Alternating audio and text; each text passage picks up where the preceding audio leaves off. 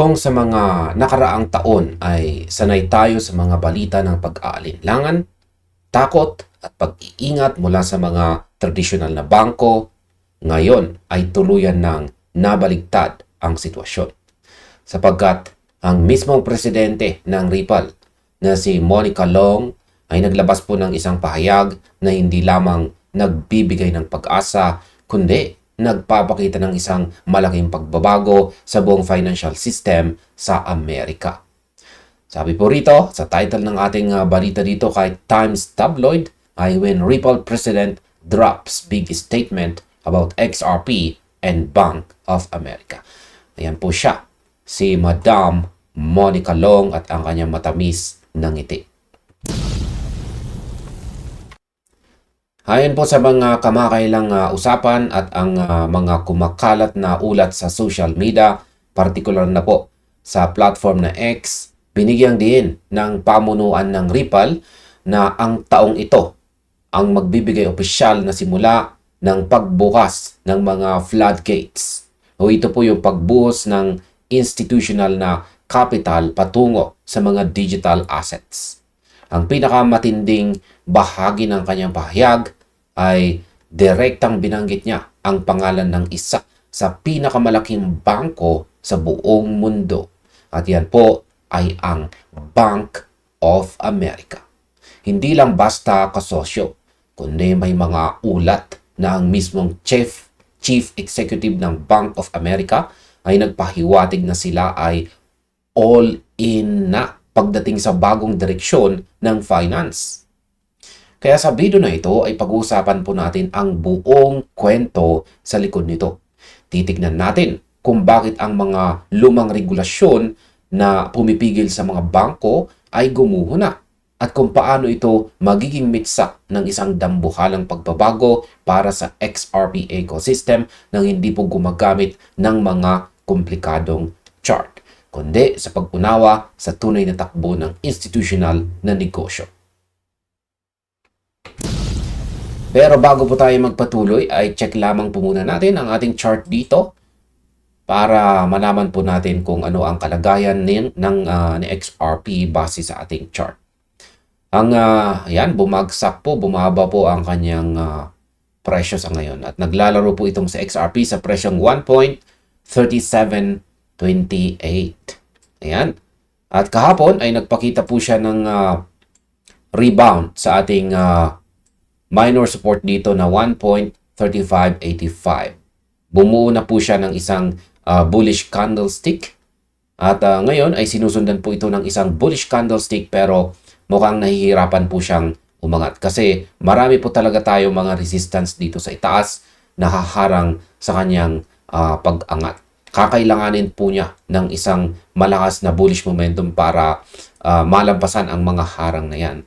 At matindi pa rito ay patuloy pa rin pong nagpapakita ng bearish signal yung ating mga indicators. Ibig sabihin is lamang pa rin yung mga sellers. Kaya ang sa tingin ko dito is mukhang isa lamang po itong retracement. Huminga lamang ang mga bearish yung mga sellers. Kaya sa tingin ko is pagkatapos po ng paghinga na ito is ipagpapatuloy po niya yung kanyang pagbagsak dito sa 1.3211 na major support natin. Kung sisilipin naman po natin itong si Bitcoin, ganun din. Bumubuo na rin po siya ng dalawang bullish candlestick. Pero yung kanyang, yung nandito lamang po sa kanyang itaas ay isa pong major resistance. Yan po, ang 78,126.93. Isa po itong major resistance at napakatigas po niyan. Hindi po yan basta-basta madaling basagin. At katulad ni XRP, ang ating dalawang indicators dito, ayan, ay kulay red. Ibig sabihin is bearish pa rin ang market. Kaya malabo na mabalik po siya sa ibabaw ng major resistance natin dito. Kaya sa tingin ko is mauuntog lamang po siya dyan, tapos ipagpapatuloy niya yung kanyang pagbagsak. Yan mga ka-crypto, balikan po natin ang ating balita dito. Ayan. Para po sa mga bago lamang dito sa XRP space, maaaring magmukhang bago ang ugnayan po ng Ripple at ng mga dambuhalang bangko sa Wall Street. Pero ang katotohanan, ang relasyong ito ay matagal nang nakalapag sa ilalim ng lupa. Paalala ng pamunuan ng Ripple, ang Bank of America ay isa po sa mga early partners o mga unang sumubok sa mga maagang payment messaging initiatives ng Ripple taon na po ang nakakaraan. Ibig sabihin, hindi ngayon lang nakilala ng Bank of America ang teknolohiyang dala ng Ripple. Matagal na po nilang alam ang bilis, tipid at seguridad ng network na ito. Kaya lang, bakit sila nananatiling tahimik sa loob ng mahabang panahon? Bakit parang natakot silang gamitin ito ng hayagan? Ang sagot po dyan, mga ka-crypto, ay simple. Ayan ay dahil sa regulatory hostility. Sa nakalipas na dekada, ang mga regulasyon sa United States ay naging napupuna at mapanganib para sa mga bangko na nagbabalak pumasok sa crypto. Kapag ang isang bangko ay nagpakita ng interes sa blockchain, agad po silang tinitignan ng mga regulator ng may hinala at itinuturing na masyadong risky ang kanilang operasyon. Dahil dito, kahit gustong-gusto ng mga executives ng Bank of America na gamitin ang Ripple network para sa kanilang cross-border payments, napipilitan po silang umatras at mag-abang sa gilid. Ngayon ay dito po natin makikita kung gaano katindi ang pasensya ng Ripple bilang isang kumpanya. Habang ang retail market ay nagmamadali sa pagtaas ng presyo, ang Ripple naman ay tahimik na nagpapanatili ng relasyon sa mga kliyenteng tulad ng Bank of America. Isipin po natin mga kripto. Kahit sa gitna ng matitinding demanda at kawalan ng kalinawan sa batas noong mga nakaraang taon, hindi po pinutol ng mga malalaking bangko ang kanilang komunikasyon kay Ripple. At ang tanong ay bakit? Dahil alam ng mga bangko ng kasalukuyang sistema ng padala ng pera, ang SWIFT network, yan ay luma na, mabagal at magastos. Alam nilang ang teknolohiya ng Ripple ang tunay na solusyon at naghihintay lang sila ng tamang tiyempo kung kailan magiging legal ang lahat. Ngayong taong 2026, ang tiyempong yan ay dumating na. Ang pagiging all-in ng Bank of America ay patunay na tapos na ang panahon ng pagtatago. Ang mga higante ay handa ng lumabas sa liwanag. Pag-usapan naman po natin ang pagguho ng SAB 121 at ang pagpalit ng SAB 122. Ayan, upang lubos po nating maunawaan ang bilis ng takbo ng mga pangyayari, ay kailangan po nating pag-usapan ang pinakamalaking pader na bumasag sa takot ng mga bangko. Ito po ang tinatawag na SAB 121. Ayan. Staff Accounting Bulletin Number 121. Yan po ay ipinatupad ng Securities and Exchange Commission noon. Sa ilalim ng lumang panuntunan ito, kung ang isang tradisyonal na bangko ay gustong mag-alok ng crypto custody services o ang pagtatago ng mga digital assets para sa kanilang mga mayayamang kliyente, kailangan po nilang ilista ang mga assets na ito bilang liability o utang sa kanilang sariling balance sheets. Para po sa isang normal na tao, maaaring maliit na bagay lamang ito. Pero sa mundo ng banking, ito ay isang malaking parusa. Kapag ang isang asset ay itinuring na liability sa balance sheet ng bangko, pinipilit sila ng batas na magtabi ng mas malaking halaga ng cash reserves upang protektahan ang kanilang institution. Dahil dito nagiging napakamahal at hindi po praktikal para sa mga bangko ang mag-custody ng crypto. Ito ang pangunahing dahilan kung bakit nakakadena ang mga kamay ng Bank of America sa iba pang institution. Pero ang kadenang ito ay opisyal nang naputol nang palitan ito ng Sub 122 noong simula po ng nakalipas lamang na taong 2025. Ang pagkaalis ng pasakit na ito ang nagbago sa buong laro halos magdamag. Isipin po ninyo mga crypto ang isang dambuhalang dam o imbakan po ng tubig. Ang Sub 121 ay parang isang napakakapal at matibay na semento na nakaharang sa napakalaking volume ng tubig. Ang tubig na ito ay ang trilyong-trilyong dolyar ng mga institutional na investors na gustong pumasok sa digital assets pero hindi po makadaan dahil sa harang. Nang alisin ang panuntunang ito at palitan ng mas maluwag na patakaran, para bang binuksan ang mga pintuan ng dam. Ang tubig ay hindi lang basta aagos. Ito ay bubuhos ng may matinding lakas. Ito ang eksaktong ibig sabihin ng president ng Ripple. Yan. Nang sabihin po niyang the floodgates are going to open. Ang pagbabago sa accounting rules ay nagbigay po ng laya sa Bank of America na pumasok sa crypto custody nang hindi nasisira ang kanilang balance sheet. At kapag ang isang bangko ay may kakayahan ng magtago at mag-manage ng digital assets para sa kanilang mga kliyente, ang susunod na logical na hakbang ay ang paggamit ng mga assets na ito para sa mas mabilis na transaction. Dito na papasok ang papel na XRP bilang ang pangunahing bridge asset para sa global transfer ng pera o pandaigdigang pagpapadala ng pera. Pag-usapan naman po natin ang tungkol sa overnight shift matapos po ang eleksyon. Ayan. Isa po sa mga pinaka-interesting na bahagi ng pahayag ng presidente ng Ripple ay kung gaano kabilis nagbago ang tono ng mga pag-uusap.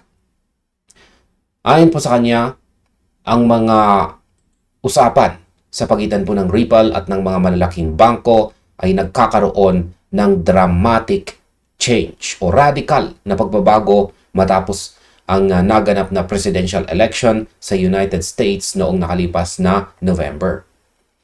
Bago ang eleksyon, ang mga bangko ay napakaingat, halos pabulong kung makipag-usap dahil sa takot sa pamahalaan. Pero matapos malaman ang resulta at makita ang direksyon ng bagong administrasyon patungo sa pagiging pro-crypto, ang tono ay nagbago almost overnight o sa loob lang ng isang gabi. Ang mga pag-uusap na dati ay nakatutok lang sa kung paano iiwasan ang demanda ay napalitan ng mga konkretong plano tungkol sa una, ang reserve banking partners. Ito yung kung paano magkasamang hahawakan ang mga pondo. Pangalawa, ito po ang stable coin operations. Ito naman ang pagpapatakbo ng mga digital na bersyon ng dolyar gamit po ang blockchain. At ang pangatlo ay ang payment infrastructure. Ang pag-integrate ng Ripple network sa mismong core systems ng mga traditional na bangko. Ngayon, ang masasabi ko po rito ay ang overnight shift na ito ay nagpapakita na ang mga institutions ay walang pakialam sa ideology. Sila po ay nakatutok sa regulatory clarity at kita.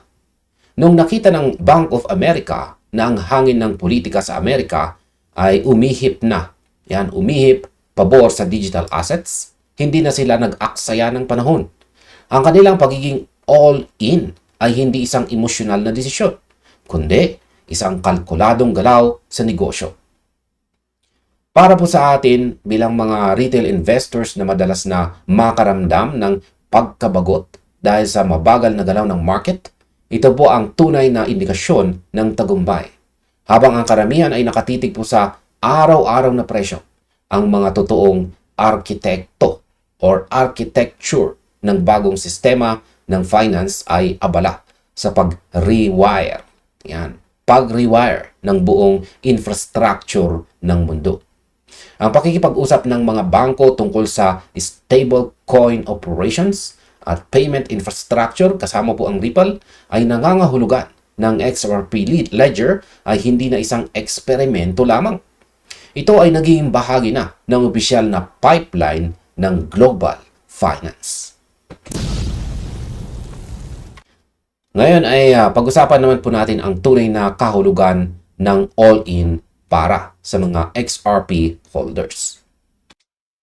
Yan, sabi dito sa aktual na post ni Saif Crypto, remember when Monica Long reveals Bank of America CEO says, we're all in on XRP. Ayan. Kapag ang isang institution na kasing laki ng Bank of America ay sinabing all in, kailangan nating unawain kung ano ang magiging epekto nito kay XRP.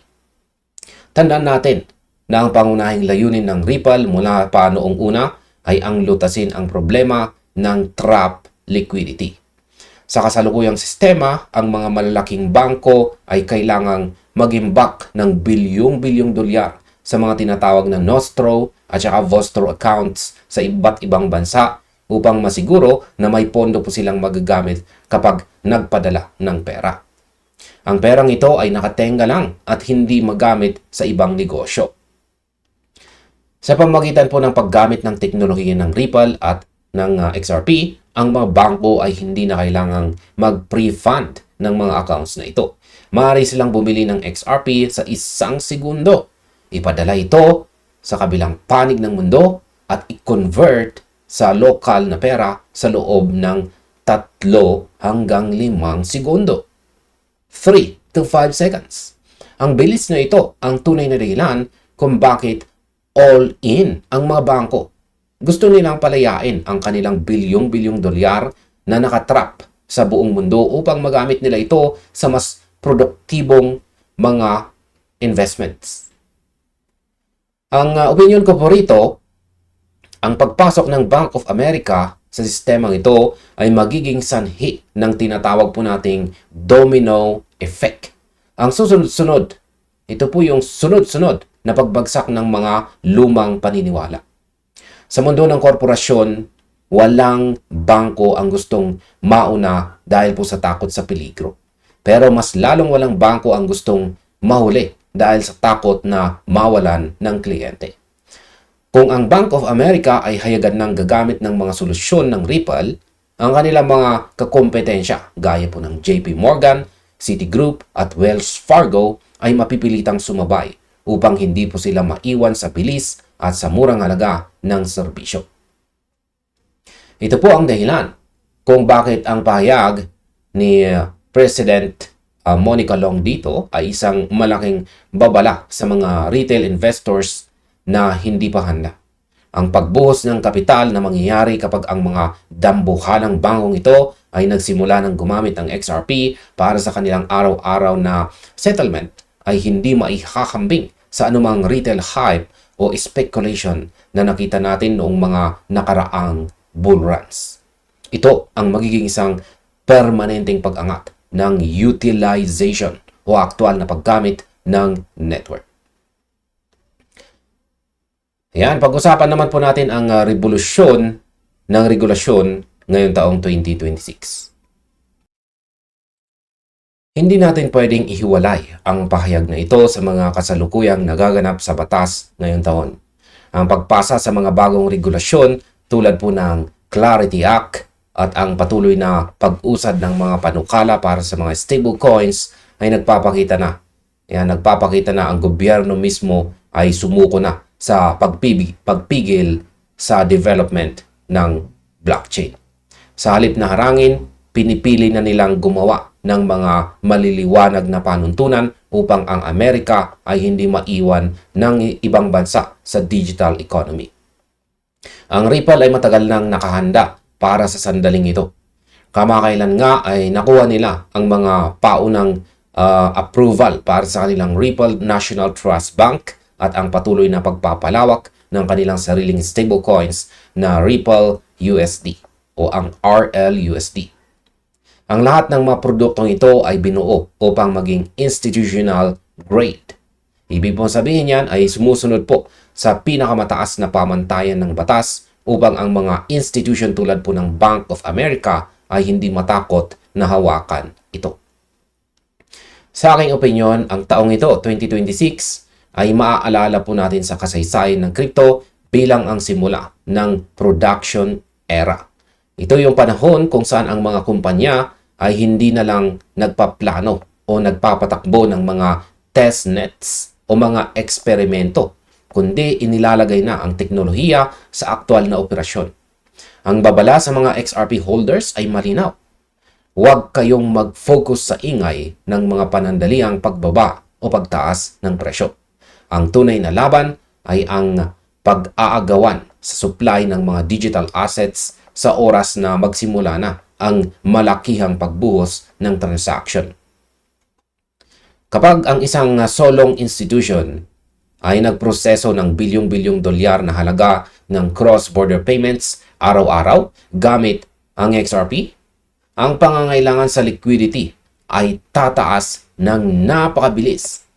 Ang mga pahiwatig mula sa pamunuan ng Ripple at ang pagkumpirma sa interes ng Bank of America ay nagpapakita na ang pundasyon ay tapos nang itayo. Ang mga tubo at koneksyon ay nakakabit na sa mga malalaking bangko. Hinihintay na lang natin ang tuluyang pagpihit sa balbula upang hayaang dumaloy ang dambuhalang volume ng pera.